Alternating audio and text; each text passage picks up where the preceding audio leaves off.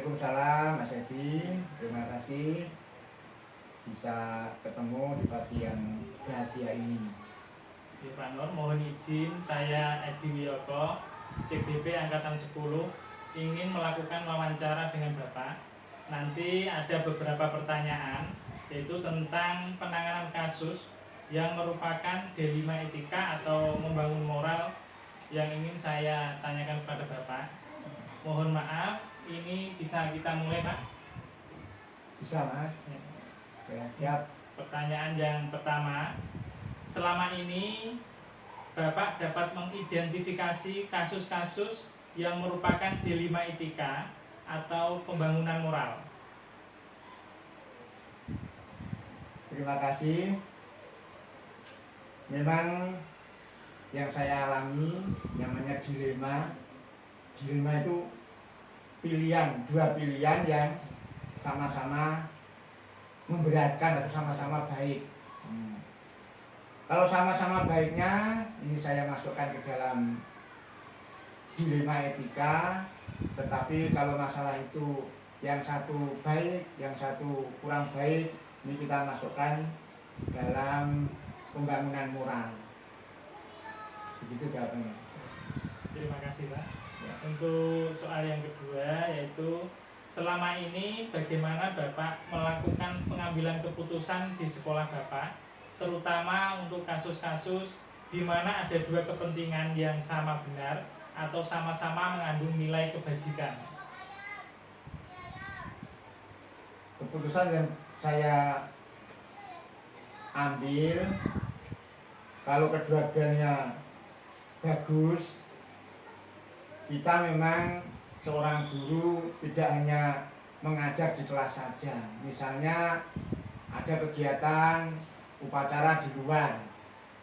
Kegiatan yang sama-sama baik ini kita musyawarahkan, kita ambil prioritas yang utama kepada teman-teman untuk mempertimbangkan. Teman-teman saya mintai bantuan, musyawarah bersama supaya di dalam meningkatkan pendidikan di sekolah ini ada keputusan yang lebih baik. Demikian yang dapat saya sampaikan, Mas. Berarti dengan cara bermusyawarah dengan teman-teman, ya, Pak? Dia musyawarah, mengambil meminta pendapat dari teman-teman dan memprioritaskan yang utama. Terima kasih untuk yang ketiga ini, Pak. Langkah-langkah atau prosedur seperti apa yang biasa Bapak lakukan selama ini? Prosedurnya, Pak. Prosedurnya yang pertama tentunya mengidentifikasi masalah.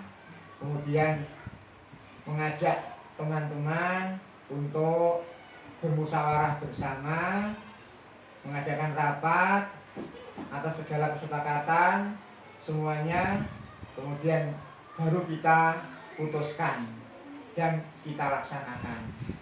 Berarti dengan kita harus mengidentifikasi masalah terlebih dahulu, Pak, sebelum memutuskan permasalahan. Yang keempat ini, Pak, hal-hal apa saja yang selama ini Bapak menganggap efektif dalam pengambilan keputusan pada kasus-kasus D5 etika?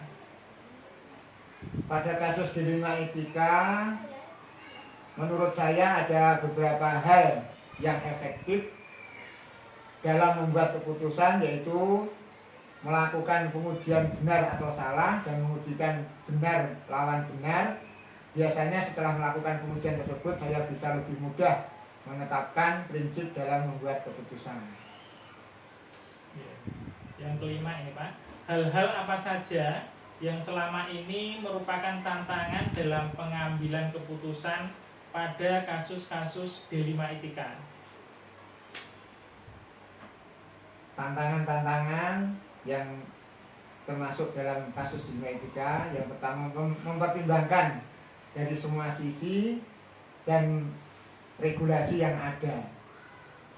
Kemudian memahamkan kepada semua pihak warga sekolah agar kasus-kasus yang semacam ini dapat kita atasi secara cepat dan membuat atau dengan risiko yang paling kecil. Ya.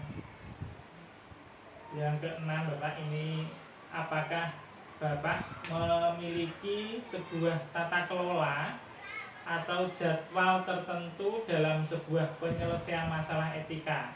Apakah Bapak langsung menyelesaikannya di tempat atau memiliki sebuah jadwal untuk menyelesaikannya?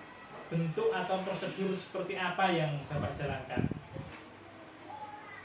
Walaupun saya sebagai kepala sekolah Mas, itu sudah membuat jadwal, membuat program dan sebagainya, tetapi untuk menghadapi masalah dilema etika ini, karena kasusnya biasanya juga muncul secara spontan, sehingga di dalam menangani masalah ini saya selesaikan secara spontan dengan mempertimbangkan kepada peraturan atau regulasi yang ada. Jadi penanganannya juga saat itu juga, jadi tidak saya tunda-tunda, nanti malah kalau ditunda-tunda akhirnya terjungkle kasusnya tidak selesaikan. Jadi secara spontan saja. Berarti langsung ditangani di tempat ya? Langsung ditangani di tempat. Menyesuaikan dengan kasus-kasus yang ada. Iya, betul. Terus selanjutnya, adakah seseorang atau faktor-faktor apa yang selama ini mempermudah atau membantu Bapak dalam mengambil keputusan dalam kasus-kasus D5 etika? Terkadang ada kaitannya saya membutuhkan pendapat dari orang lain untuk mempermudah keputusan, dalam pengambilan keputusan. Biasanya yang membantu saya adalah orang yang paling senior di sekolah kami, yaitu biasanya bapak ibu guru yang senior, orang-orang yang mempunyai pengalaman di bidangnya. Misalnya pada kasus yang berkenaan dengan murid, ada wakil kesiswaan yang membantu saya dan sebagainya. Hal ini tentunya dapat mempermudah saya dalam mengambil keputusan. Berarti ada teman-teman yang lebih senior ya Pak, yang senior dari guru-guru lain maksudnya, yang membantu saya memang guru-guru yang lebih senior dalam menyelesaikan kasus-kasus D5 etika ini Pak. Ya betul. Ini yang terakhir Pak, dari semua hal yang telah Bapak sampaikan tadi, pembelajaran apa yang dapat Bapak petik dari pengalaman Bapak dalam mengambil keputusan D5 etika ini Pak? Di dalam pengambilan keputusan D5 ini pastinya ada kelebihan dan ada kekurangan. Kekurangannya yaitu apabila ada pihak-pihak tertentu yang tidak merasa senang, akhirnya menjustis bahwa saya kurang mempunyai kebijakan yang baik, sehingga dari itu untuk membuat keputusan hendaknya kita memiliki prinsip yang didasarkan pada nilai-nilai kebajikan yang luhur. Itu yang saya utamakan. Sudah Pak. Terima kasih Pak Nur telah meluangkan waktu untuk wawancara dengan saya. Semoga ilmu-ilmu yang kita dapat ini bisa bermanfaat untuk saya dan bisa saya terapkan di kegiatan sehari-hari. Demikian wawancara ini. Assalamualaikum warahmatullahi wabarakatuh. Demikian Mas, saya juga merasa terima kasih dengan adanya kegiatan ini. Kami pun yang sudah memasuki usia pensiun dapat belajar dengan adanya kegiatan kurikulum merdeka yang dicanangkan oleh pemerintah ini. Sekali lagi saya ucapkan terima kasih.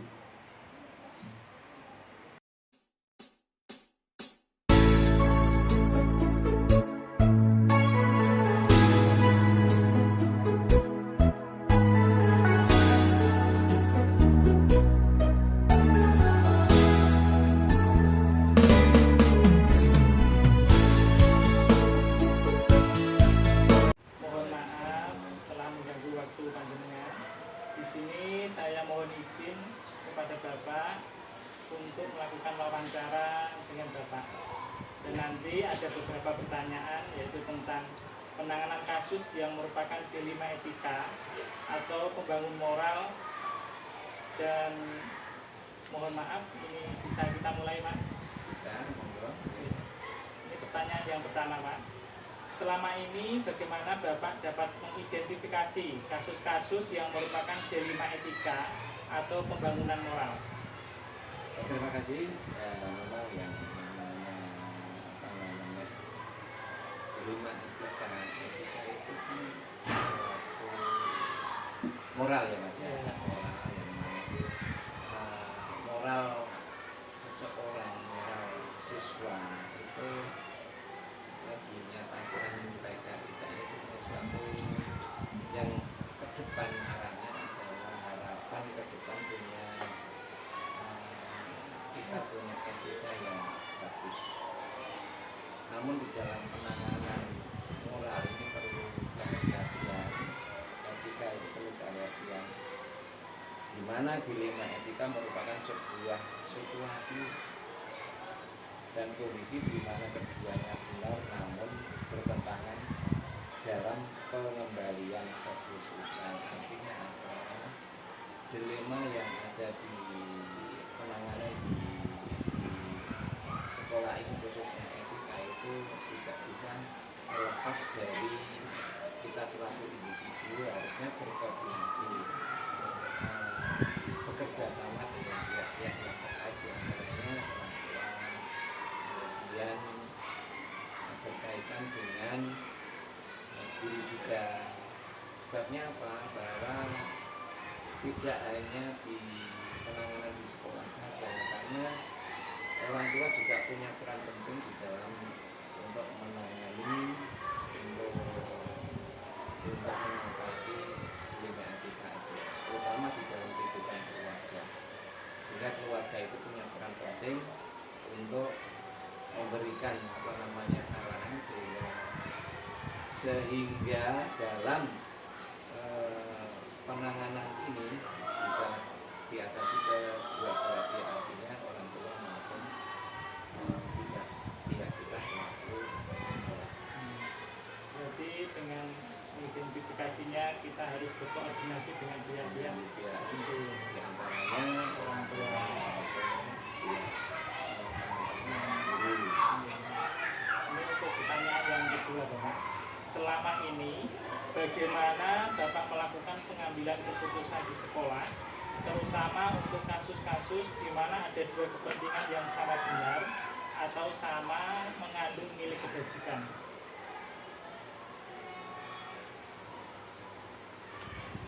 Yang pertama, di dalam mengambil satu keputusan, kedua-duanya itu sama-sama benar dan mengandung nilai kebajikan, maka kita berorientasi pada kebijakan.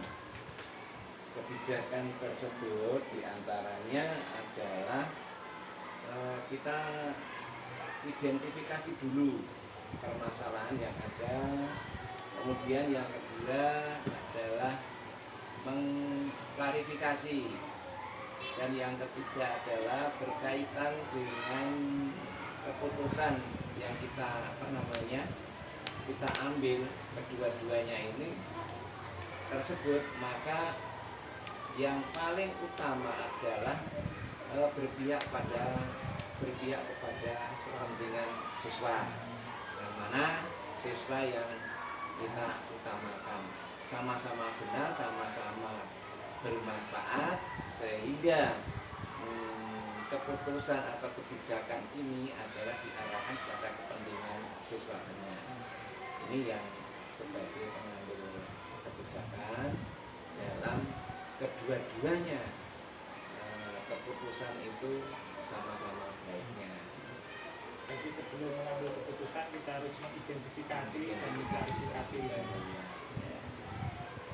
Terus langkah-langkah atau prosedur seperti apa yang biasa Bapak lakukan selama ini? Dalam mengambil keputusan atau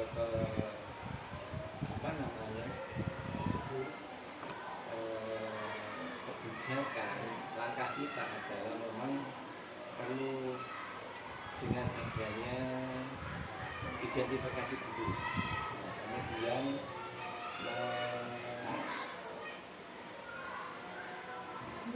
mengambil satu permasalahan yang sangat urgent sekali, dan yang selanjutnya adalah keputusan yang sangat tepat di dalam kegiatan tersebut.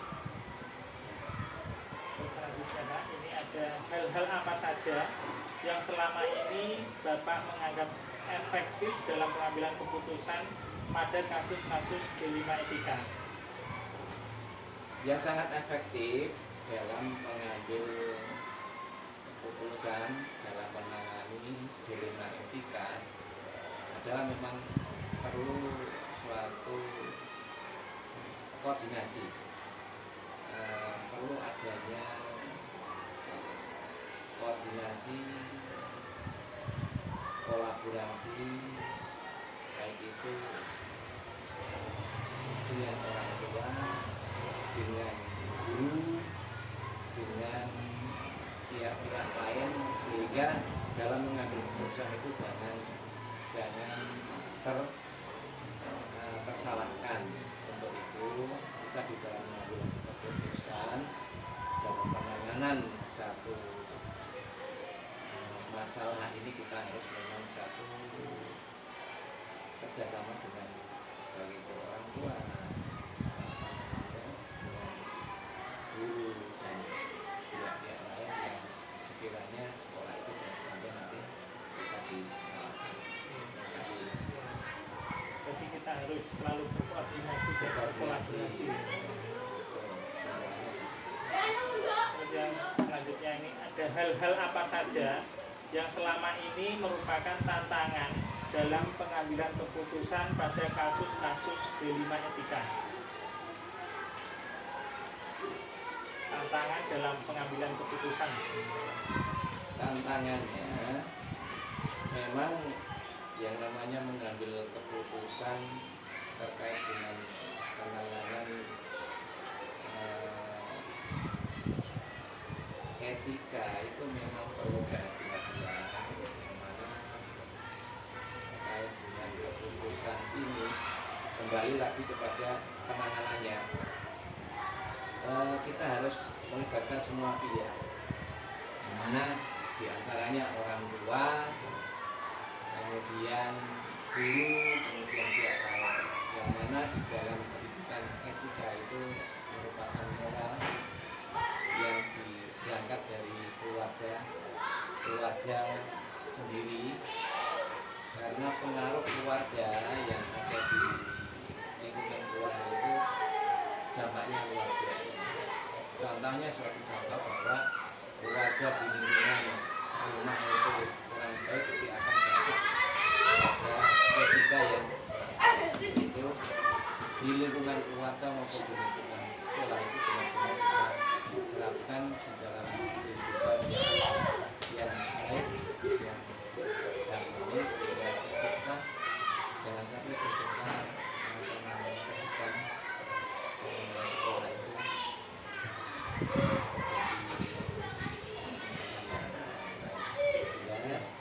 untuk penanganannya kita berkoordinasi selalu ya.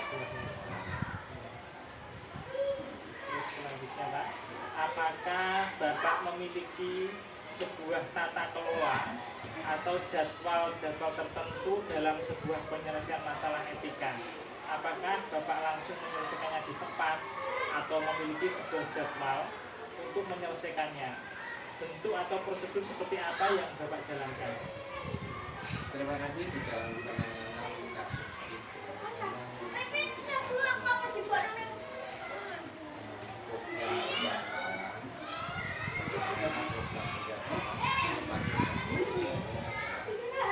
untuk memberikan informasi kepada yang bersangkutan, yang mana dari kegiatan tersebut, baik itu yang bersangkutan maupun dari pihak-pihak yang untuk menangani bisa mempersiapkan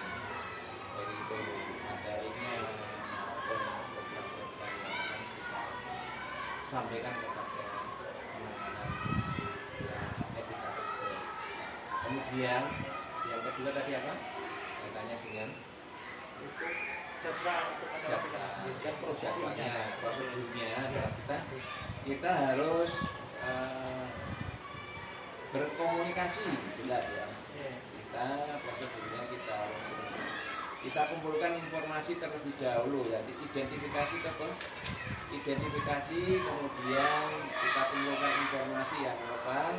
Yang ketiga adalah cari solusi alternatif.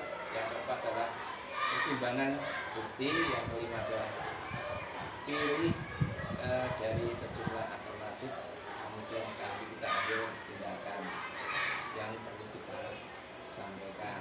Jadi yang terakhir adalah ambil tindakan yang dilakukan. Jadi kita sudah terjadwal dan sesuai dengan prosedur yang Bapak sampaikan tadi. Terus yang nomor 7 Pak ini, adakah seseorang atau faktor-faktor apa yang selama ini mempermudah atau membantu Bapak dalam mengambil keputusan dalam kasus-kasus D5 etika? Jelas ada. Selama ini memang kita tidak bisa melepas permasalahan dan D5 etika. Satu contoh di satu kelas, ini ada beberapa kelas, tidak semua kelas tapi ada terkait dengan D5 etika. Satu contoh bahwa di satu kelas itu ada anak yang luar biasa etikanya. Untuk itu kami yang pertama mengidentifikasi dulu di antara kelas. Yang selanjutnya adalah kita adakan komunikasi, kita panggil siswa tersebut, permasalahan apa yang ada yang dihadapi di rumah, kemudian bagaimana kehidupan keluarganya, kita identifikasi sehingga nanti tahu permasalahannya. Nah, langkah selanjutnya di dalam kalau sudah diidentifikasi, akhirnya kita mencari solusi. Bagaimana solusi kita selaku pihak sekolah sehingga ke depan kita berikan satu berikan pandangan, arahan sehingga anak selanjutnya itu tidak melakukan kegiatan-kegiatan yang melanggar etika. Kemudian dari beberapa dari beberapa waktu bahwa kita tidak bisa menyelesaikan masalah sendiri, namun yang jelas itu kita perlu adanya ketidakpengeluaran sharing dengan pihak-pihak sekolah di antaranya guru, mana ada masalah penanganan ini perlu kolaborasi kemudian bersama karena sifatnya adalah tim, karena untuk menjaga dari sekolah ini perlu koordinasi. Jadi pihak-pihak yang saya membantu antara pihak guru, pihak orang tua, sebagai sekolah. Intinya dalam menangani kasus ini ketika itu kita tidak bisa melakukan sendiri, ada beberapa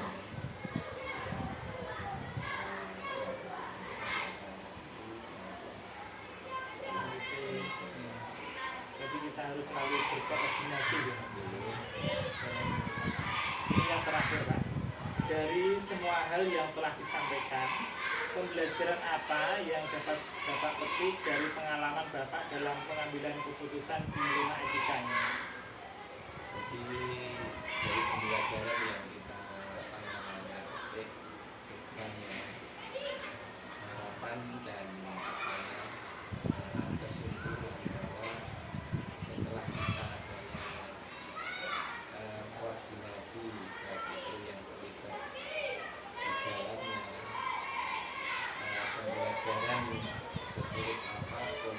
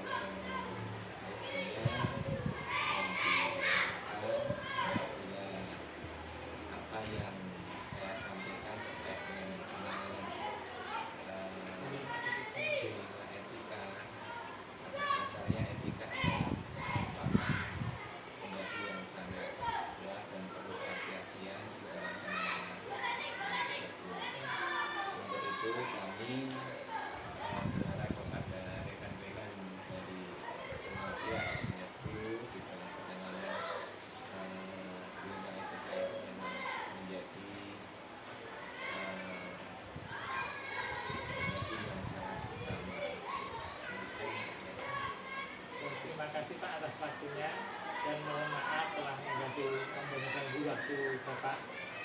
Semoga hasil dari wawancara ini bisa saya terapkan di sekolah saya. Pengalaman-pengalaman Bapak yang luar biasa tadi bisa saya ATM dan bisa kami terapkan di sekolah saya. Demikian wawancara ini, mohon maaf. Assalamualaikum warahmatullahi wabarakatuh.